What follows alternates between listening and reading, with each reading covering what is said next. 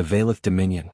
The crystalline spires of Kareth Prime pierced the violet sky like frozen lightning. Within the highest tower, Supreme Archon the Sien Volcorus stood before the Dominion Council, his 4 eyes gleaming with satisfaction. The holographic display showed another conquered system, the 14th this cycle. The Valeth Dominion grows stronger, the Sien declared, his voice resonating through the chamber. The lesser species tremble at our approach. Council member Zifra inclined her crested head. The Brenthari surrendered their worlds without firing a shot. The Kelmorians offered tribute before we even reached their borders. It was true. For 3 centuries, the Valeth Empire had expanded across the Perseus Arm, conquering through military might and psychological warfare. Their biomechanical warships could crack planets. Their soldiers were genetically perfected warriors, each standing 9 feet tall with reflexes no natural species could match. But Thexian's third eye, the one that saw beyond the present, flickered with unease. "What of the reports from the frontier sectors?" he asked quietly. The chamber fell silent. Zifra's skin shifted from confident crimson to cautious amber. "You mean, the humans?" The Sien activated another display. A blue-green planet appeared, orbiting an unremarkable yellow star. Earth. A world we dismissed as primitive 200 cycles ago. Our scouts reported a species barely capable of leaving their own atmosphere. "And now," prompted Counselor Draven, his mechanical implants whirring. "Now they have colonies on 17 worlds. 300 orbital habitats. A fleet that—" The Sien paused, his certainty wavering. "Our intelligence cannot determine the exact fleet size. They hide it somehow." "Impossible," Draven scoffed. "We have quantum sensors that can detect a fighter craft across 10 light years. They use no quantum drives," Zifra explained. "No zero-point energy cores. No gravitic shielding. Their technology operates on principles our scientists claim shouldn't work. Controlled fusion. Chemical propulsion scaled to impossible efficiency. They shouldn't be able to compete with us, yet." The Sien enlarged an image. A human vessel hung in the void, a massive rectangular construct covered in what appeared to be armor plating. It looked crude, industrial, almost brutish compared to the elegant curves of Valeth design. "The UNS Indomitable," the Sien said. "One of their carrier-class vessels. It survived a direct hit from a Kelmorian plasma lance. The weapon that can melt through our best shielding barely scorched their hull." "How?" Draven demanded. 30 meters of titanium steel composite alloy carbon fiber reinforcement, and what they call reactive armor. No shields. Just metal. Layers and layers of metal backed by redundant systems. When our scouts asked why they didn't use energy shields, the human commander said.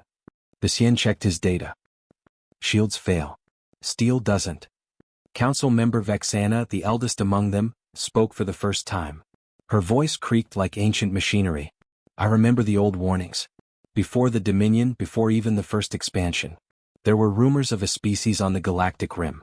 Death worlders who evolved under a yellow sun, where everything wanted to kill them. Where they had to fight for every scrap of survival." "Superstition," Draven muttered. "Is it?" Vexana fixed him with a stare that had intimidated generations of warriors.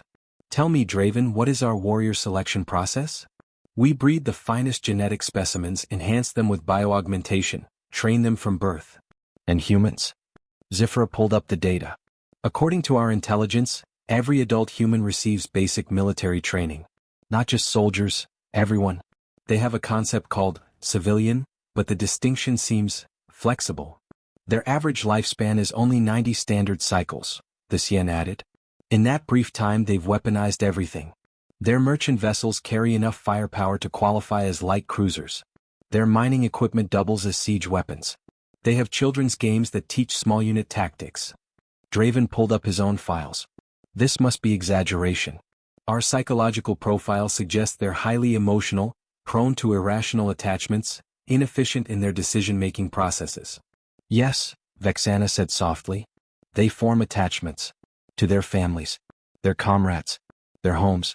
Tell me, Draven, what would you do if someone threatened your gene line?" "I would eliminate the threat as protocol demands. A human would burn worlds." Vexana's words hung in the air like a curse. "Not because protocol demands it. Because they wanted to. Because something they loved was threatened, and humans in love with something are the most dangerous force in the universe." The Sien brought up the final image. A human soldier captured by a Kelmorian raiding party. The Kelmorians had boasted they would break the human, extract intelligence, make an example of Earth's weakness. The image showed the aftermath. The human had escaped, killing 47 guards with improvised weapons. The Kelmorian commander had sent a message to Earth, "Please take your warrior back. We surrender." They named this human Sergeant Cale Thorne, the Sien said. Age 24 cycles. Military experience, 6 cycles. When asked how he survived, he said, "I was having a bad day." The council chamber remained silent. Finally Draven spoke. "What are you proposing, Supreme Archon?" Thexian's 4 eyes met his. "I propose we do what the Valeth Dominion has never done before. I propose we avoid human space entirely." Cowardice. Draven slammed his fist on the table. "Survival," Vexana corrected. "The galaxy fears the Valeth Empire. But the Valeth Empire should fear the humans." First Contact Protocol. Ambassador Lyris Kane straightened her uniform as the shuttle descended toward the Valeth diplomatic station. The structure hung in neutral space, exactly equidistant between human and Valeth territories, a testament to the paranoia both sides brought to this meeting. "Nervous?"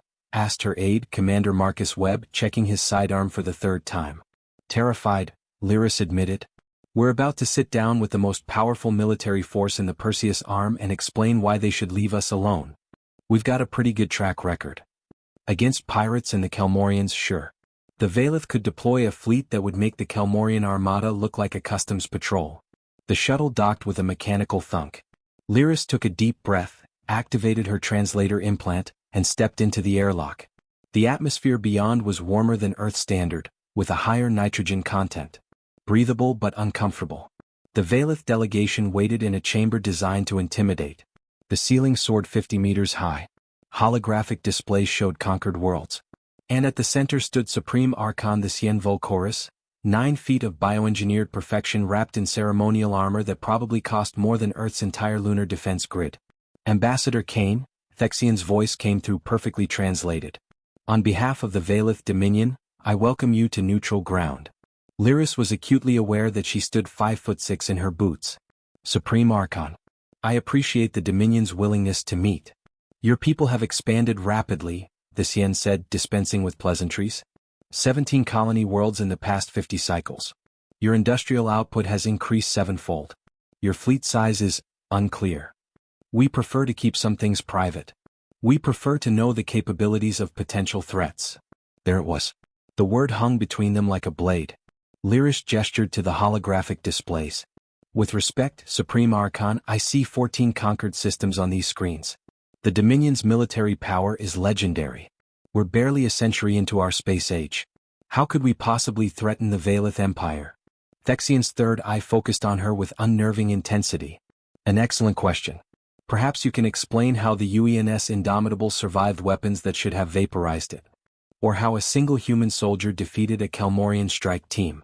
Or why every species that has engaged your forces has either retreated or surrendered." Lyris allowed herself a small smile. "We build things to last, Supreme Archon. And we don't surrender easily." Euphemisms. Zifra stepped forward, her skin flushing an aggressive red. "Let us speak plainly. Your species is relentless. You reproduce rapidly. You adapt to any environment. You treat warfare as both science and art. You're expanding into our sphere of influence. The space we've colonized was unclaimed. All space in the Perseus Arm falls under Dominion interest." "Then I suppose we have a problem," Lyris said calmly. The temperature in the room seemed to drop. Marcus's hand drifted toward his sidearm again. The Valeth guards tensed. The Sien raised one 4-fingered hand. "Peace, Counselor Zifra. Ambassador Kane, help me understand. What does humanity want?" "The same thing every species wants," Lyris replied. "To survive. To grow. To explore. To protect what's ours. And if we demanded you halt your expansion? Then we'd politely decline. Even if we enforced that demand with military action?" Lyris met his gaze steadily. "Supreme Archon, may I share something from human history?" The Sien gestured assent. 300 years ago on Earth, there was a small nation called Finland. Beside them was the massive Soviet Union, a military superpower with 100 times Finland's population and 1,000 times its resources. The Soviets demanded territory. Finland refused. The Soviets invaded. And the Soviets conquered them? Zifra asked. "No. Finland held. Against impossible odds they held. One Finnish soldier named Simo Häyhä killed over 500 Soviet troops single-handedly in less than 100 days. The Soviets called him White Death. They feared him more than entire battalions. One soldier, Draven, scoffed from his position. One soldier, Lyris confirmed. That's what humans do when we're backed into a corner. We find a way. We don't have your genetic engineering or your biomechanical integration. But we have something you might want to consider. We have spite. Spite. Thexian's translator seemed uncertain of the word. The desire to survive purely to prove someone wrong. To win because losing would give our enemies satisfaction. Earth's entire history is one long story of humans refusing to quit out of sheer stubborn bloody-mindedness. We've survived ice ages, supervolcanoes, plagues, world wars, and our own worst tendencies. The universe has been trying to kill us since we climbed down from the trees, and we're still here.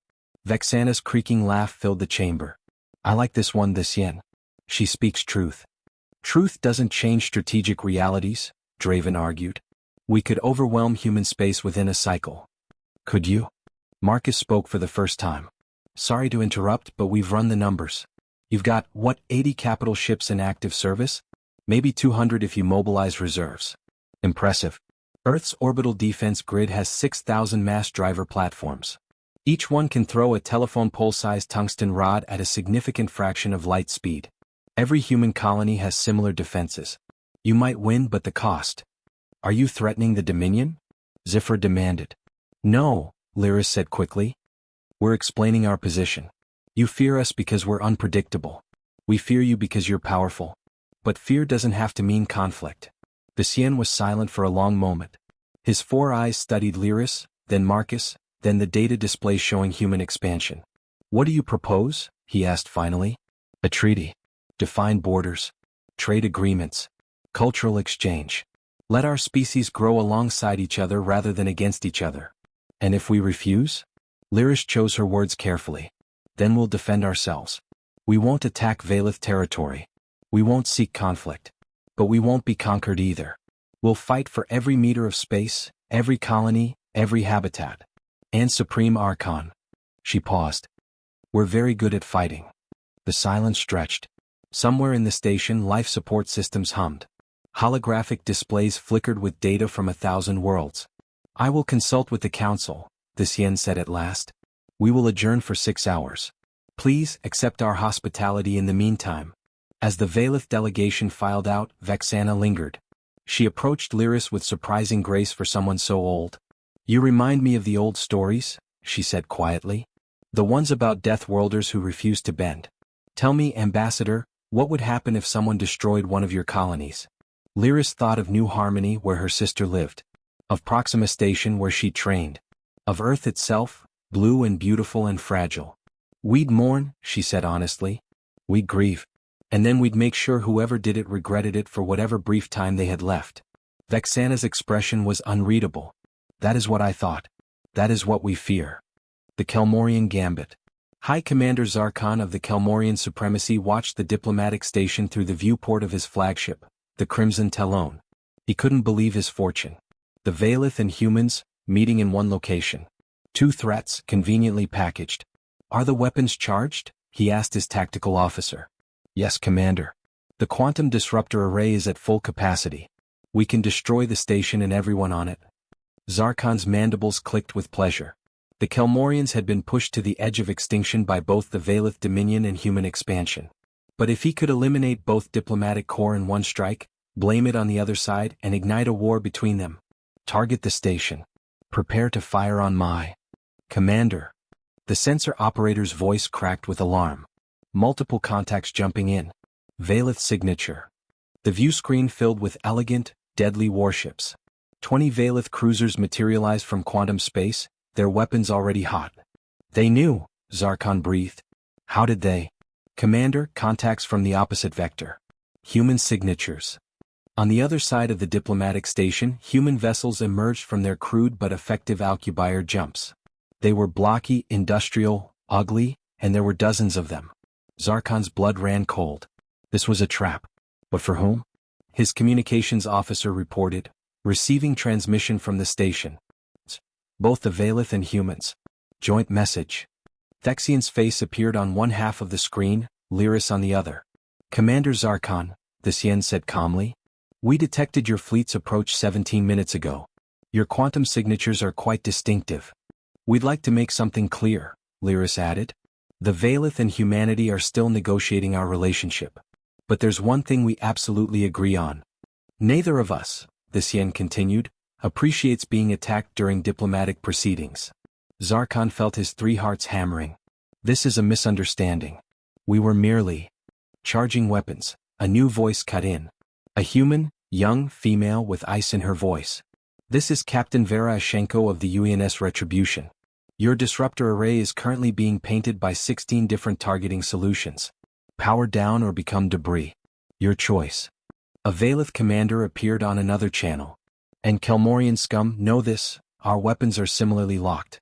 You have 30 seconds to comply. Zarkon looked at his tactical display.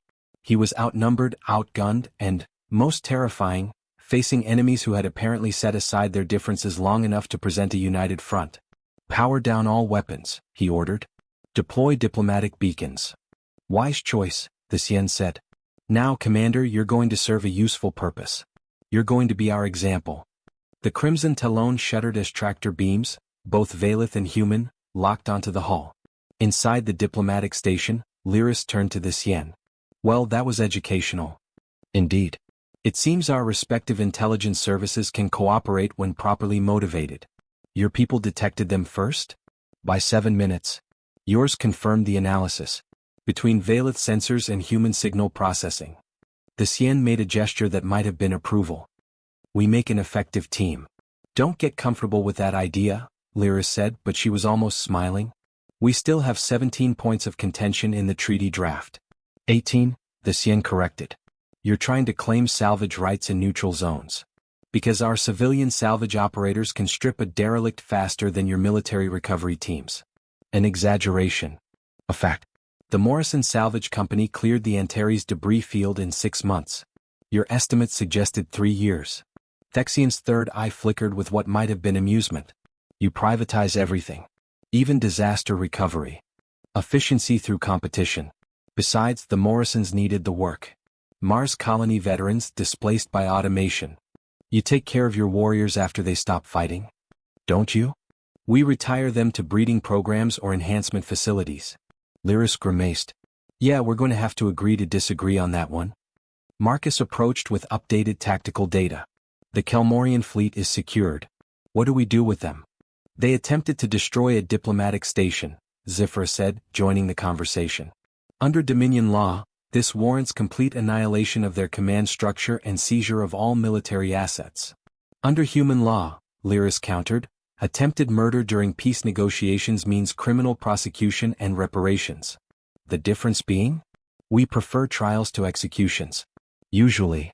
Dissent considered. A compromise. We hold Zarkon and his senior staff accountable. Public trial witnessed by both our species. The verdict is reached by joint tribunal.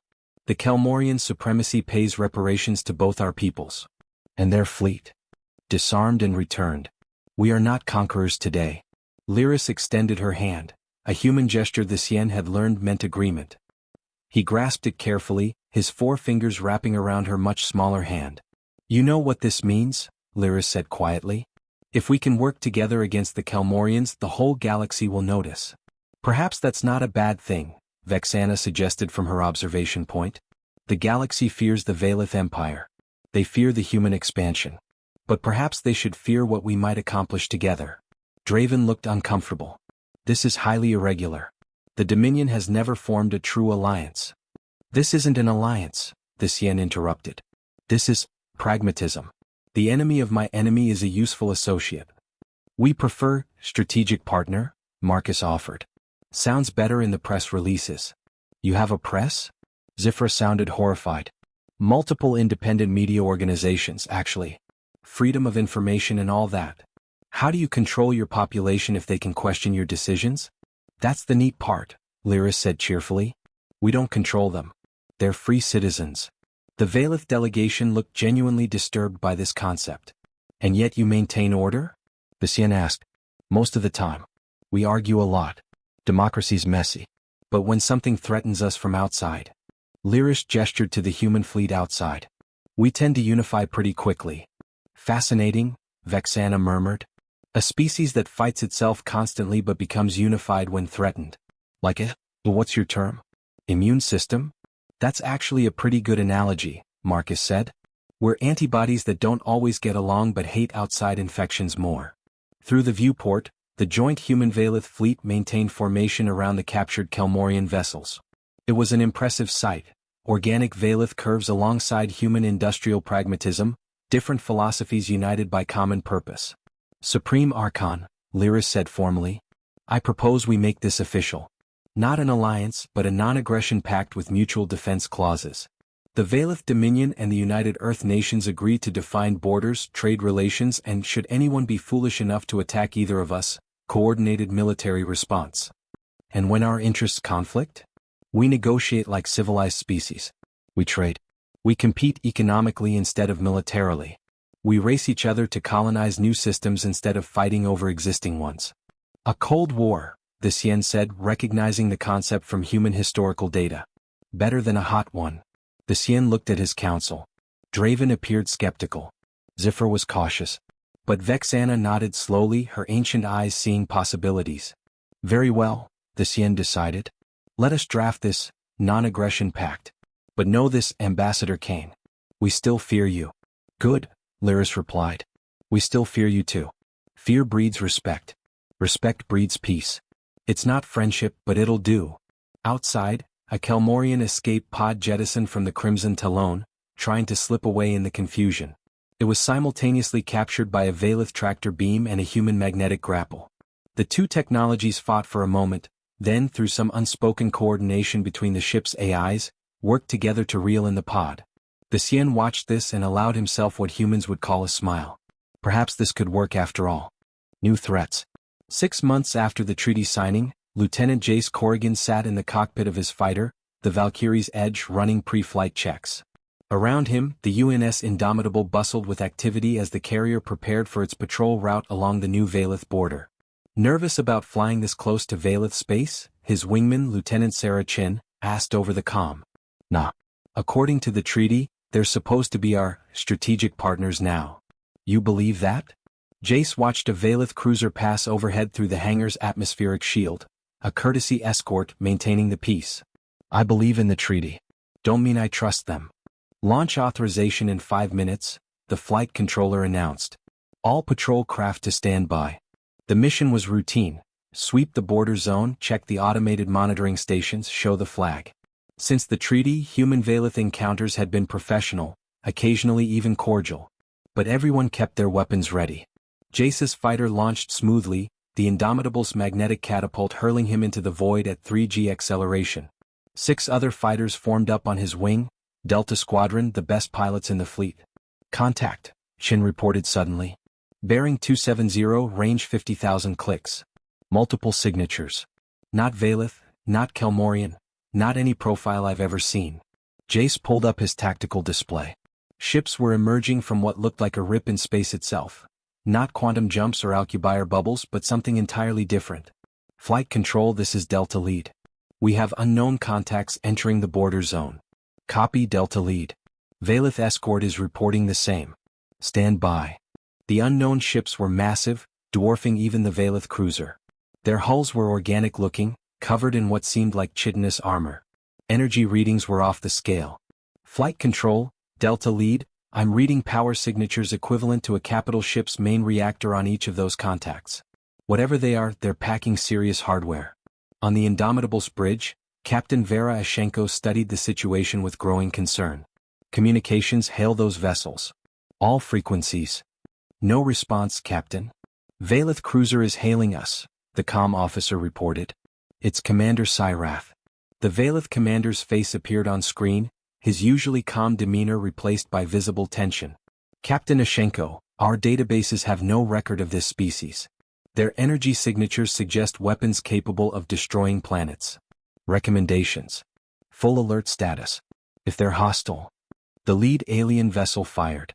Not at the human or Valith ships, but at one of the automated monitoring stations. The structure simply ceased to exist, vaporized in a beam of purple energy. All ships, battle stations. Vera ordered. Delta Squadron, evasive pattern Omega. Get clear of that firing line. Jace threw his fighter into a hard turn as another alien vessel fired. The beam missed him by less than a kilometer, close enough that his instruments screamed warnings about radiation exposure. They're not targeting us specifically, Chin observed. They're destroying the monitoring stations. Why? Maybe they don't want witnesses, Jace muttered. Delta Squadron, form up. We're going to get their attention. Are you insane? Chin shot back. Probably. Follow my lead. The 7 human fighters accelerated toward the alien fleet, tiny gnats challenging leviathans. Jace armed his missiles, nuclear-tipped, each one capable of cracking a small asteroid. Fox 3. He released 2 missiles toward the nearest alien ship. The missiles struck, and for a moment, Jace thought they'd done nothing. Then the alien vessel's shields rippled, visible for the first time, a purple-black membrane that absorbed the nuclear detonations like water accepting raindrops. But now they had the aliens' attention. 3 of the massive ships turned toward Delta Squadron. Weapon ports opened across their hulls like hungry mouths. Oh, that's not good, Chin said flatly. Break. Break. Jace shouted. The alien weapons fired, not the planet-killing beams but smaller pulse weapons. One caught Lieutenant Morrison's fighter dead center, shearing it in half. Morrison's gone, someone screamed over the comm. Jace felt the familiar cold rage settle over him. He'd lost people before. It never got easier. Delta Squadron, pattern Echo 7. Make them work for every shot. The fighters scattered, their pilots using every trick in the book. Human aerospace doctrine had been developed through centuries of atmospheric combat, adapted to space warfare with brutal efficiency. The pilots flew like they were dodging missiles in Earth's atmosphere, using thrust vector control for impossible maneuvers. Another alien ship fired at the Valith cruiser. Commander Syrath didn't hesitate. The cruiser's main weapon, a bioplasma lance, speared through space and struck the alien shields. This time the effect was more pronounced. The shields buckled, flickered, and the alien ship listed to one side. Their shields can be overwhelmed. Syrath transmitted. Concentrated fire. The Indomitable's railguns opened up, hurling tungsten penetrators at relativistic speeds.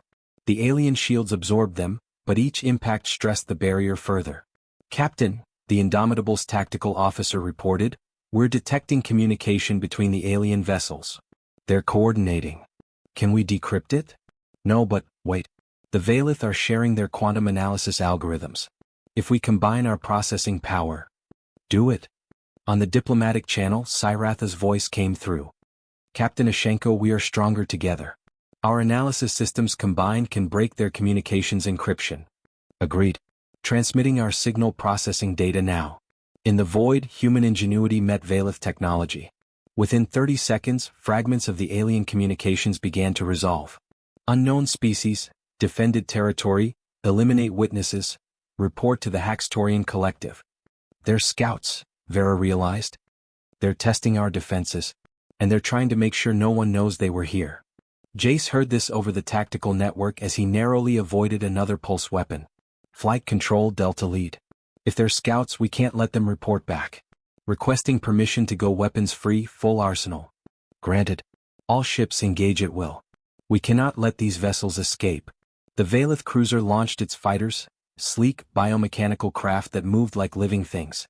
They joined the human fighters in a coordinated assault that would have been impossible 6 months ago. Valith flight leader, this is Delta lead, Jace transmitted. Recommend we focus fire on individual targets. Your plasma weapons first, our kinetic second. Acknowledged human. We appreciate the tactical acumen. Target the vessel designated Alpha 3. The combined force swarmed the alien ship. Valith plasma lances weakened the shields, then human railgun rounds punched through, tearing into the organic hull. The alien vessel shuddered, venting atmosphere but kept fighting. Stubborn, Chin muttered. Yeah, but look at their formation. They're pulling back, trying to protect Alpha 3. Which means it's important. Jace grinned viciously. Exactly.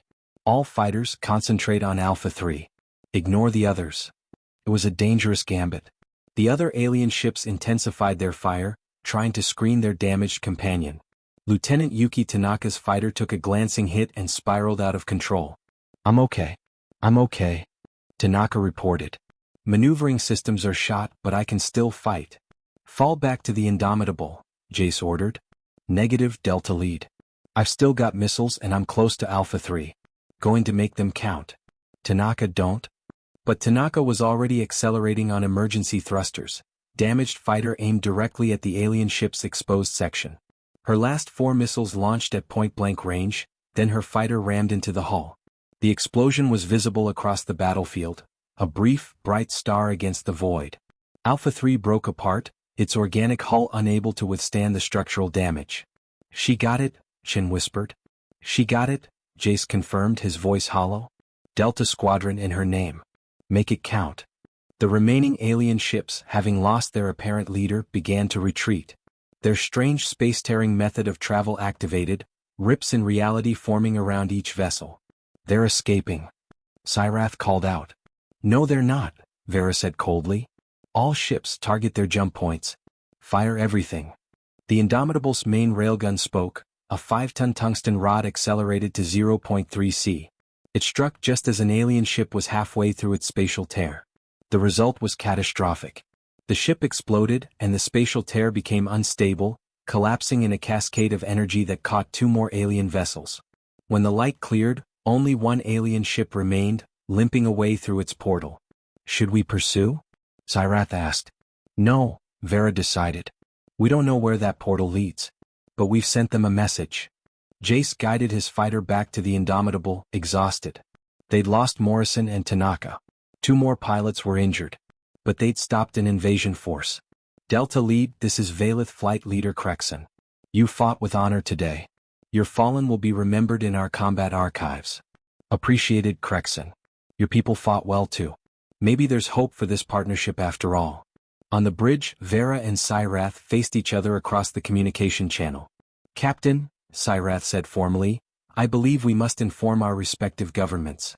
This Haxtorian collective poses a threat to both our species. Agreed. And Commander? Thank you. Your ship saved us out there. Has yours saved mine? Perhaps the treaty was wiser than we knew. The Council of Fear. The emergency session convened on Neutral Station Alpha, hastily constructed after the treaty signing for occasions exactly like this. Supreme Archon the Sien entered from one side, Ambassador Lyris from the other. They'd been adversaries 6 months ago. Now they faced a common enemy.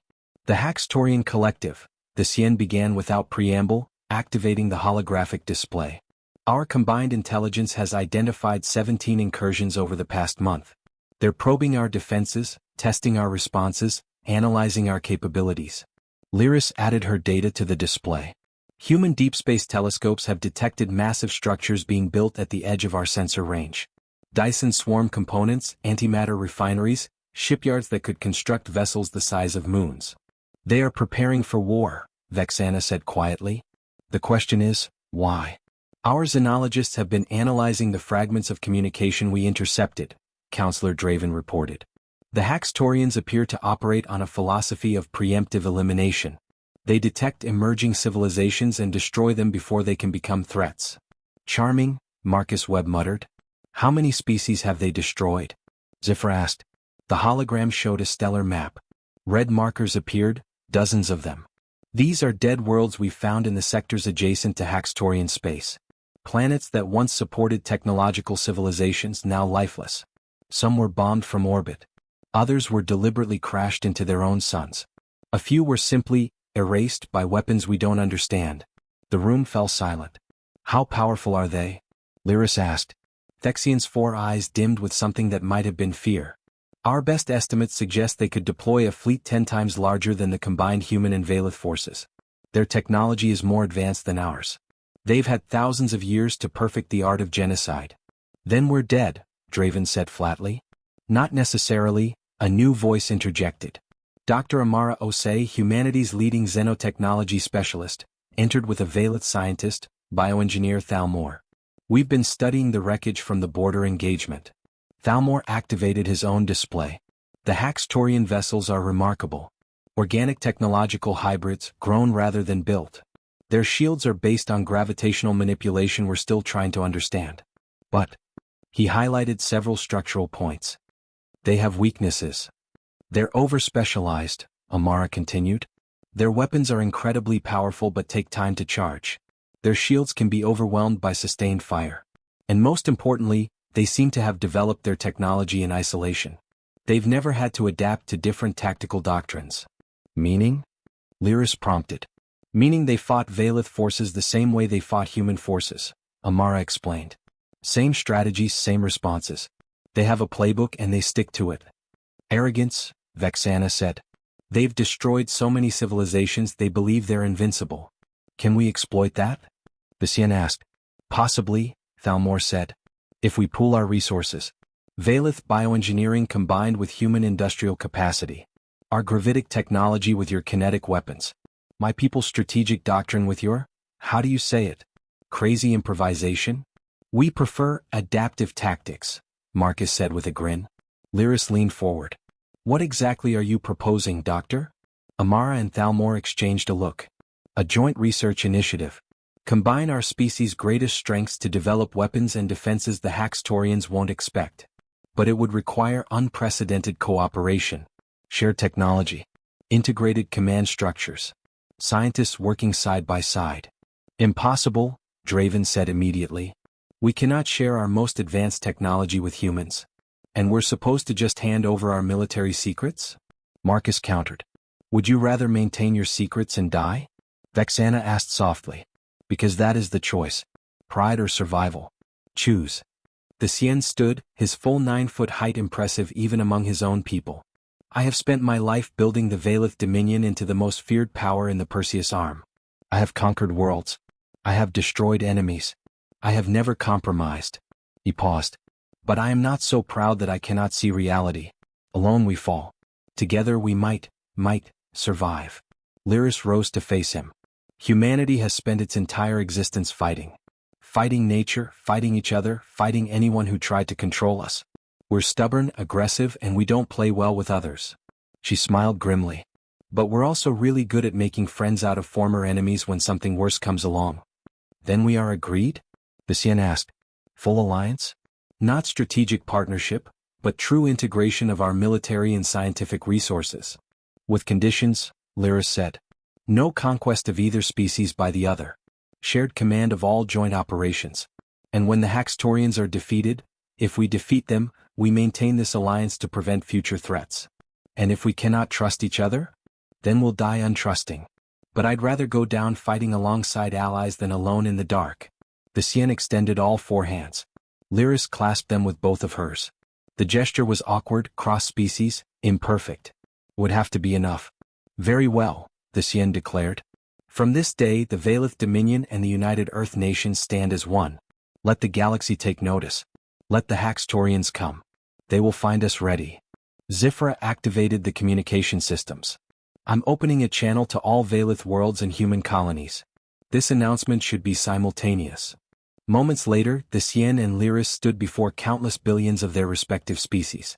People of the Vaylith Dominion, the Sien began. Citizens of the United Earth Nations, Lyris continued. Together they spoke the words that would change galactic history. We face an enemy that seeks to destroy us both. We have chosen to stand together. We ask you to trust not just your leaders but each other. Vaylith and humans working as one. The reactions across both civilizations were immediate and chaotic. Some celebrated. Some protested. Some simply couldn't believe what they were hearing. But in the deep black between the stars, Haxtorian scout ships watched. They observed the alliance forming. They calculated the threat potential. And they began to accelerate their timetable for invasion.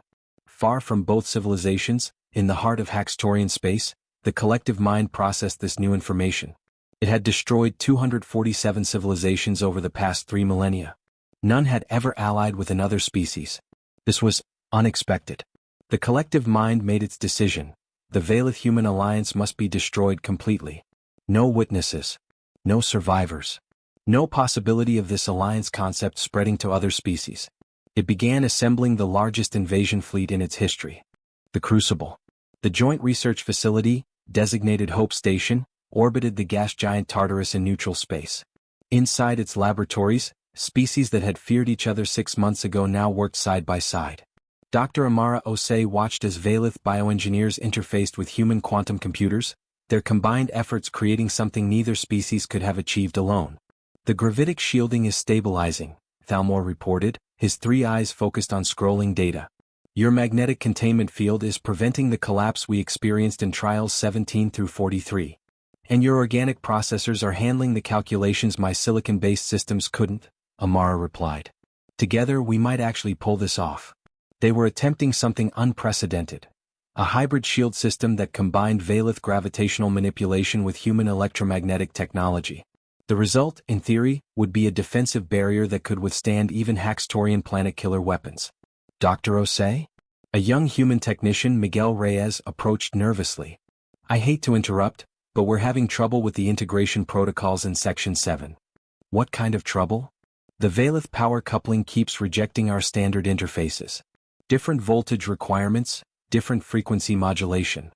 I may assist, a Valith engineer named Kwitera offered.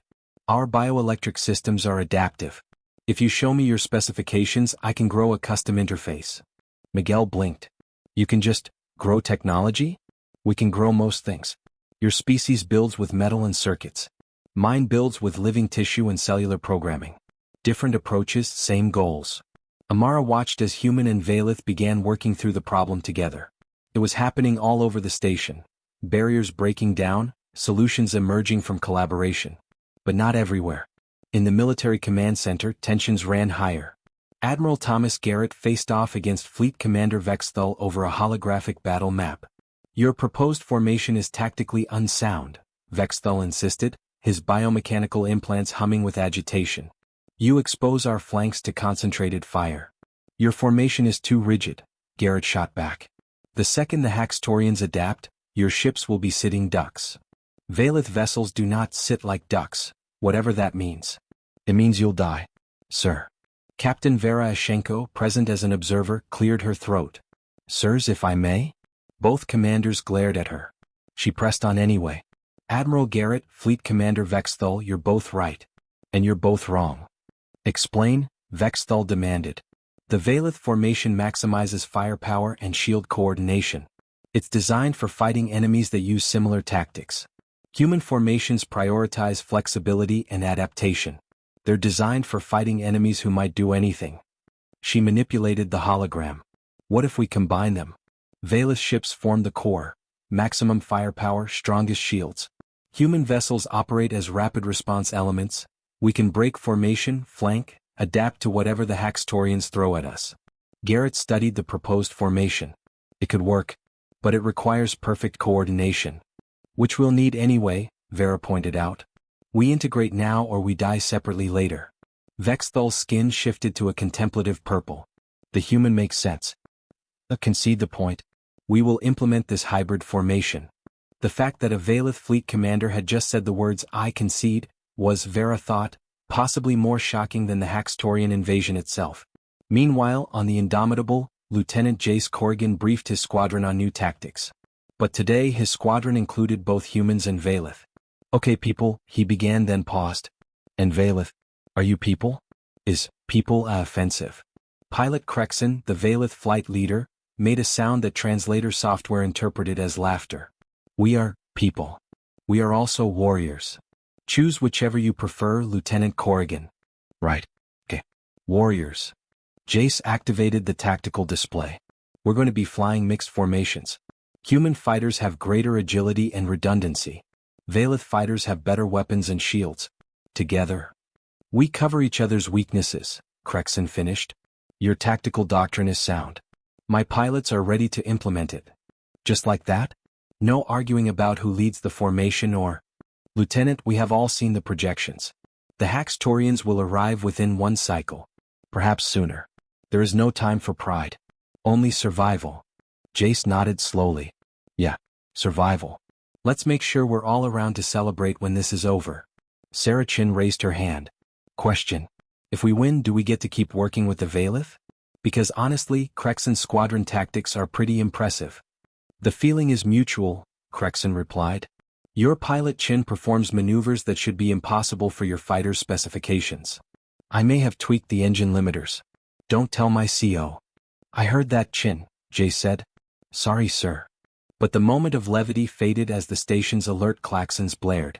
All personnel to battle stations, the automated system announced. Long-range sensors have detected Haxtorian fleet emerging from quantum space. Estimated arrival, 14 hours. This is not a drill. 14 hours. Amara and Thalmor stared at their incomplete shield prototype. We need more time, Amara whispered. Time is the one resource we do not have, Thalmor replied. We work with what we've built. The rest. He made a gesture that might have meant fate or luck or prayer. In the command center, Dissent and Lyris stood before the master tactical display.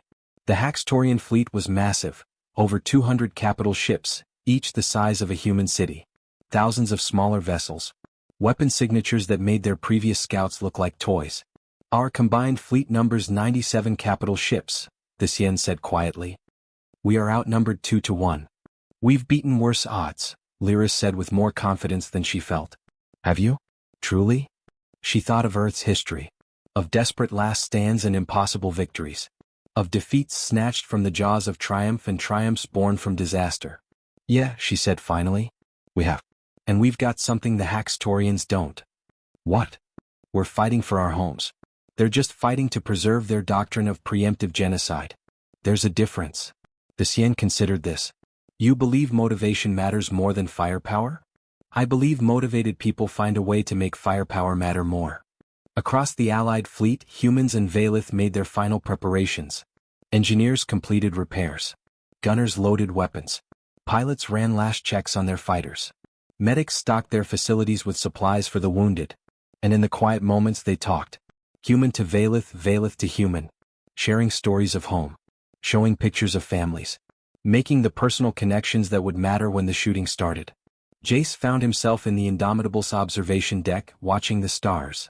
Crexon joined him, the Valith pilot's bioluminescent markings casting soft purple light in the dim compartment. You have someone waiting for you? Crexon asked. After the battle?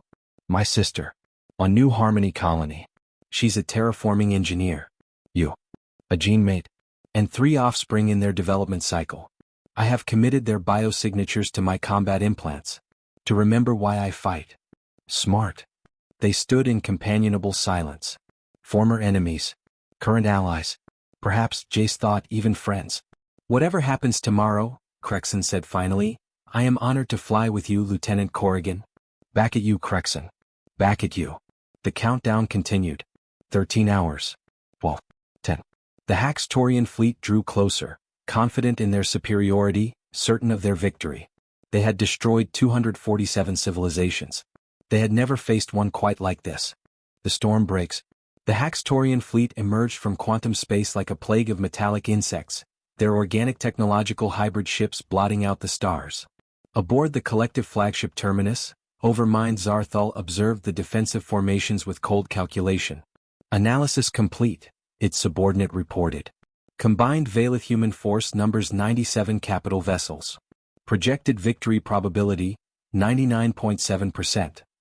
The 0.3% uncertainty? Zarthal asked. Statistical noise. Rounding error. There is no conceivable scenario in which we do not achieve total victory within 6 standard hours.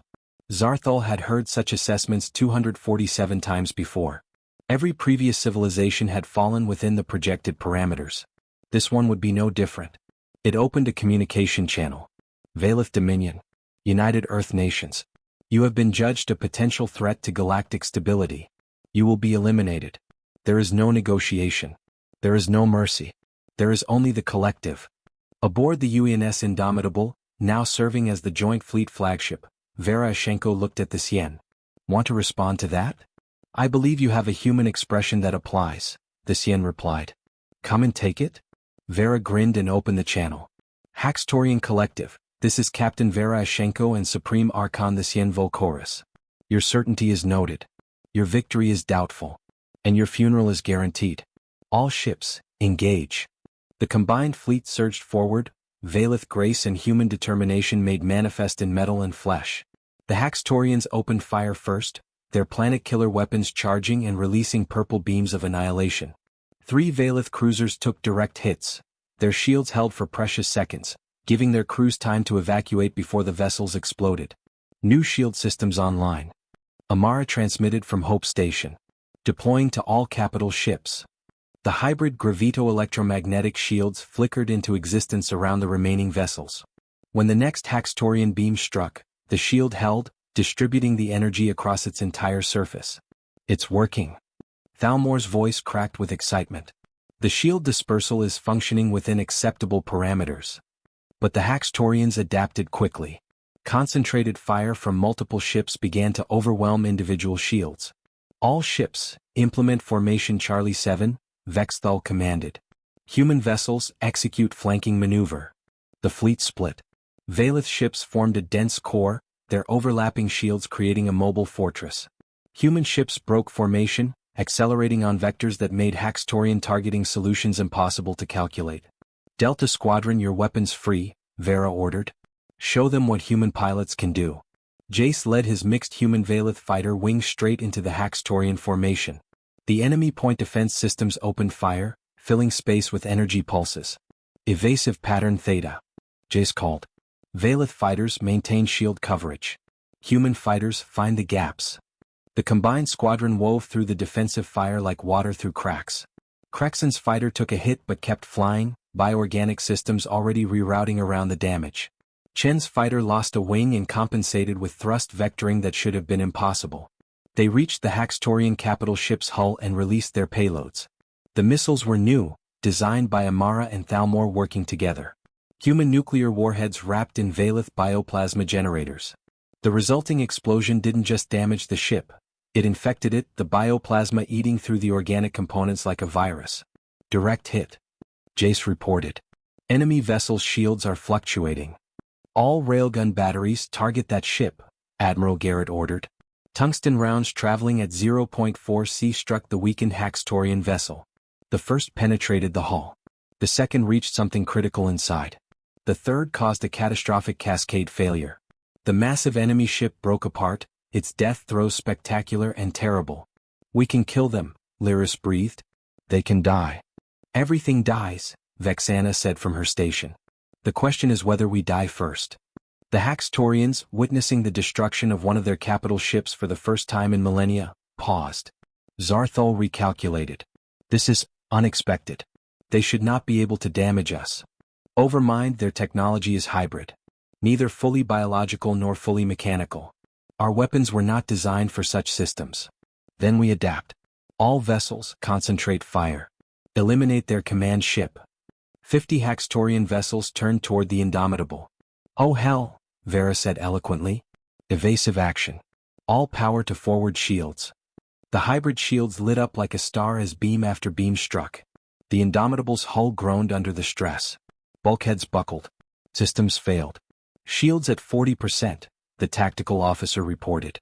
30%. They won't hold. Valeth fleet formed defensive shell around the Indomitable, the Sien commanded. Human vessels target the Haxtorian ships concentrating fire. 20 Valeth cruisers surrounded the Indomitable, adding their shields to its own. It still wasn't enough. Then the Valeth dreadnought Eternal Wrath, Thexian's personal flagship, positioned itself directly in the line of fire. Supreme Archon, what are you doing? Ziffer demanded. What is necessary, the Sien replied. Captain Ashenko, you have command of the joint fleet. Win this. The Eternal Wrath's shields were the strongest in the Valeth fleet, enhanced with experimental generators that pushed gravitic manipulation to its limits. The Haxtorian beams struck the dreadnought and for a moment were held. All human carriers launch everything, Vera ordered, her voice tight. Every fighter, every bomber, every drone. Make Thexian's sacrifice count. Thousands of human and Valeth craft poured from the carriers. They swarmed the Haxtorian fleet like angry hornets, too numerous to target individually, too aggressive to ignore. Jace found himself flying wing to wing with Crexon, their fighters moving in perfect synchronization. Think we can pull this off? He asked. We are already pulling it off, Crexon replied. We simply must continue not dying. That's the spirit. They targeted a Haxtorian cruiser's weapon ports, their combined fire, human kinetic rounds and Valeth plasma, proving devastatingly effective against the organic metal hybrid armor. But the cost was terrible. Human fighters exploded in brilliant flashes. Valeth craft spiraled away, their biosystems failing. Ships on both sides died by the dozens. On the Eternal Wrath's bridge, the Sien watched his shields fail. Crew, evacuate to the escape pods. "We will not leave you, Supreme Archon," his second officer declared. "You will. That is an order. And when you tell this story..." The Sien allowed himself a small smile.